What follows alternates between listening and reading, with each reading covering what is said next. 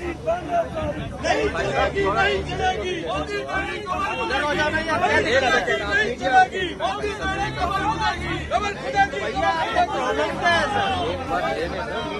मोदी हाय हाय हाय हाय, नरेंद्र मोदी हाय हाय हाय हाय हाय।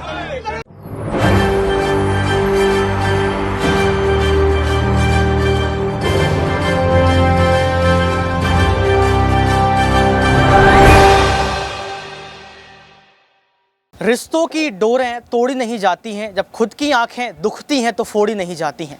नमस्कार, आपके साथ मैं हूं ऋतिक सविता। स्वागत है आपका SVN 9 न्यूज के इस खास प्रोग्राम में। आपको बता दें कि यहां पर पवन खेरा को जब वो रायपुर जा रहे थे तो उनकी फ्लाइट को रोका गया। फ्लाइट से पवन खेरा को बाहर निकाला गया और दिल्ली पुलिस ने लगातार उनसे पूछताछ की और इसके साथ साथ उनको गिरफ्तार कर लिया गया। और इसी मुद्दे को लेकर, इसी बात को लेकर कांग्रेस पार्टी के तमाम नेताओं का गुस्सा फूटा है और यहाँ पर इमरान प्रतापगढ़ी ने साफ तौर पर बीजेपी सरकार को घेरा है। वही इमरान प्रतापगढ़ी जो लगातार कटाक्ष करते रहते हैं, चाहे वो युवाओं की बात हो, चाहे बेरोजगारी की बात हो, चाहे महंगाई का मुद्दा हो। पहले आप इस वीडियो को सुनिए, जिस वीडियो में यहाँ पर इमरान प्रतापगढ़ी गुस्से में नजर आ रहे हैं। देखिए, जिस तरह से आज पवन खेड़ा जी को झूठ बोल करके पहले फ्लाइट से उतारा गया और अब ये कहा जा रहा है कि हम डीप्लेन कर रहे हैं, FIR की कोई कॉपी शो नहीं कर रहे हैं, DGCA के जो रूल्स हैं उसको फॉलो नहीं कर रहे हैं, सीधे सीधे कह रहे हैं कि हमें वर्बली कहा गया है असम में FIR है, यहाँ FIR है और हम ले जाएंगे। ये पूरी तरह से नियम कानून संविधान के खिलाफ है। हम उसके लिए यहाँ पर बैठे हुए हैं पवन खेड़ा जी के साथ। तो देखा आपने इस वीडियो को देखने के बाद आपको पता लग गया होगा कि किस तरीके से यहाँ पर मोदी सरकार पर फिर से सवाल खड़े किए गए हैं और ये भी पूछा गया है कि आखिर इस तरीके की तानाशाही वाला रवैया क्यों। आपको बता दें कि यहाँ पर कांग्रेस पार्टी का जो ट्विटर हैंडल है, यहाँ पर भी एक ट्वीट किया गया है जिसमें साफ तौर पर लिखा गया है कि आज इंडिगो की फ्लाइट 6E204 से कांग्रेस के वरिष्ठ नेता दिल्ली से रायपुर जा रहे थे। सभी फ्लाइट में बैठ चुके थे और उसी वक्त हमारे नेता यानी कि कांग्रेस पार्टी के नेता पवन खेरा जी को फ्लाइट से उतरने को कहा गया। ये तानाशाही भरा रवैया है।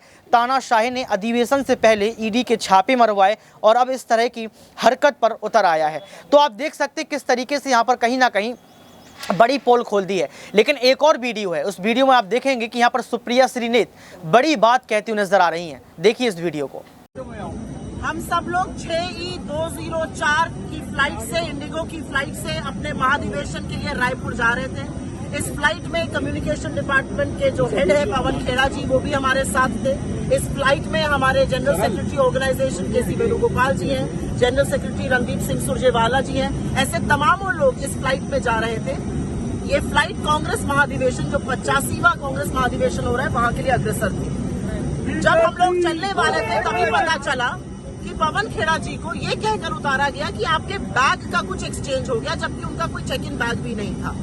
नीचे आने पर उनको बताया गया कि उनको डीप्लेन किया गया है और ये CISF के कोई DSP आएंगे, उनको कोई नोटिस सर्व करेंगे। ये मनमानी तानाशाही नहीं तो और क्या है? क्या आप लोगों को अब फ्लाइट करने से रोकेंगे? आपने पहले हमारे महाधिवेशन में व्यवधान डालना चाहा, वहां पर ED रेड कराकर।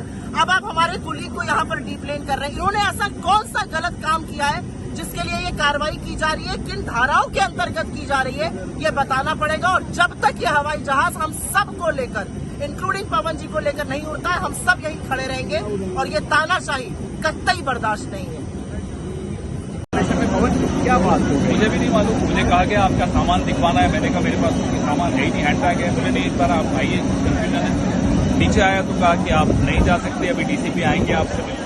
मुझे खुद नहीं मालूम, पिछले 20 मिनट से DCP की इंतजार कर रहे हैं। क्या नियम है, क्या कानून है, क्यों मुझे रोका जा रहा है, मुझे नहीं मालूम। ऐसे एयरपोर्ट पे बिना किसी वजह के तो रोकना बड़ा मुश्किल होता है। जब तक मुझे तो नहीं समझ में आ रहा है। प्लीज सर, इंतजार ही कर रहा हूँ DCP साहब की आ जाए, फिर देखिए। तो देखा आपने इस वीडियो को देखने के बाद आपको पता लग गया होगा किस तरीके से सुप्रिया श्रीनेत ने यहाँ पर तमाम एजेंसियों का जिक्र किया, मोदी सरकार का जिक्र किया और ये भी कह दिया कि लगातार चुनाव से डरने की बात हो रही है। क्या सच में 2024 के लोकसभा चुनाव के पहले यहाँ पर मोदी सरकार डर गई है? क्या सच में अगर देखा जाए तो 2024 के चुनाव के पहले भारत जोड़ो यात्रा ने जिस तरीके से राहुल गांधी की एक छवि को बदला है, राहुल गांधी को जो है ऊपरी हिस्से पर रख दिया है, क्या इसका डर है? ये तमाम बातें निकल कर आ रही हैं। लेकिन दर्शकों, आप समझ सकते हैं कि कांग्रेस ने ट्वीट पर इस तरीके की बात क्यों कही है। आखिर क्यों यहाँ पर सुप्रिया श्रीनेत और इमरान प्रतापगढ़ी का गुस्सा फूटा है। इमरान प्रतापगढ़ी हमेशा मुद्दों को उठाते रहते हैं, चाहे वो युवाओं का मुद्दा हो, चाहे बेरोजगारी का मुद्दा हो, चाहे महंगाई का मुद्दा हो, यहाँ पर कटाक्ष करते हुए नजर आते हैं।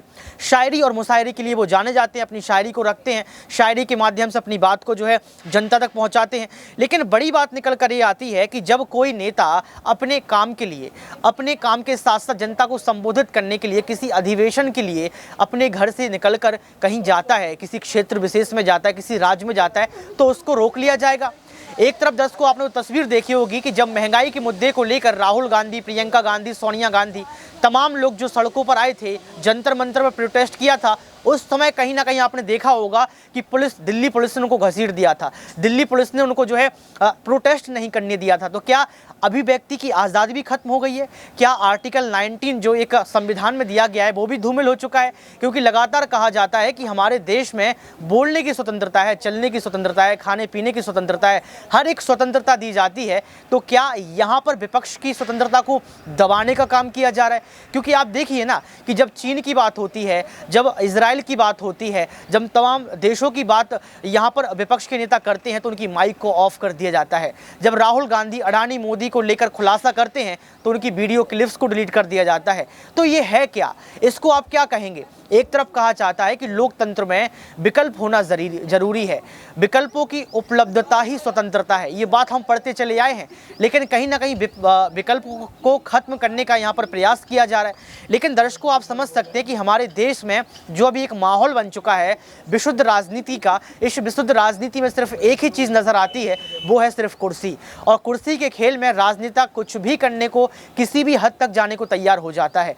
यहाँ पर पवन खेरा को गिरफ्तार क्यों किया गया अभी तक पता नहीं चला है। पवन खेरा से तमाम सवाल पूछे जा रहे हैं। और सबसे बड़ी बात, यहाँ पर अधिवेशन सत्र को जिस तरीके से रोकने का प्रयास किया गया है वो रुक भी चुका है, क्योंकि पवन खेरा वहां पहुंच नहीं पाए हैं। इसके साथ देखा जाए तो कांग्रेस पार्टी के तमाम नेताओं की आवाज़ दबाने का प्रयास तो तभी से किया जा रहा है जब से देश में जो है मोदी सरकार आई है। द वायर, द हिंदू, तमाम जो अखबार हैं, जो स्वतंत्र अखबार हैं, वो ये चीज़ लिखते भी हैं कि 2014 से जब से देश में नरेंद्र मोदी की सरकार आई है, तब से कहीं ना कहीं यहाँ पर देखा जाए तो तानाशाही बढ़ी है। तो ये तानाशाही वाला रवैया क्यों? दिल्ली एमसीडी में आपने देखा किस तरीके से यहाँ पर जो है दिल्ली की जो मेयर चुनाव थे, वो मेयर चुनाव होते हैं, शैली ओबराय यहाँ पर जीत जाती हैं। इसके बावजूद भी सदन में हंगामा होता है। आज की ही तस्वीर है जिसमें देखा गया कि यहाँ पर बीजेपी पार्टी और आम आदमी पार्टी के पार्षदों में भिड़ंत हो गई, खींचातानी हो गई, झपट हो गई। आप समझ सकते हैं यहाँ पर किस तरीके से यहाँ पर तानाशाही देखने को मिल रही है। तो क्या सच में बीजेपी पार्टी को आम आदमी पार्टी से, समाजवादी पार्टी से, कांग्रेस पार्टी से, तमाम पार्टियों से जो है डर है? ये बड़ा सवाल है। क्योंकि देखिए, अगर आप काम करते हैं, आप रोटी कपड़ा मकान के लिए जो है जद्दोजहद करते हैं, जनता को उनके मुद्दे पहुंचाते हैं, तो आपको हराने वाला कोई पैदा नहीं होता है। आप जनता के लिए काम कीजिए, आपको वोट मिलेगा। लेकिन कहीं ना कहीं यहाँ सिर्फ हिंदुत्व की राजनीति की जा रही है, हिंदू मुस्लिम किया जा रहा है। इसके साथ साथ बुलडोजर वाले बाबा भी फेमस हो रहे हैं और तमाम बाबा को फेमस किया जा रहा है। लेकिन सबसे आप अगर देखें तो मुद्दा सिर्फ यही होता है कि जनता को आप उनका रोजगार दें, उनको उनके मुद्दे पहुंचाएं, लेकिन ये देखने को नहीं मिल रहा है। लेकिन दर्शकों, आपने जो वीडियो सुप्रिया श्रीनेत का देखा, इमरान प्रतापगढ़ी का देखा, आपको क्या लगता है? क्या ये हकीकत है और क्या सच में देश में तानाशाही बढ़ रही है? आज के इस खास प्रोग्राम में बस इतना ही। देखते रहिए SPN9 न्यूज।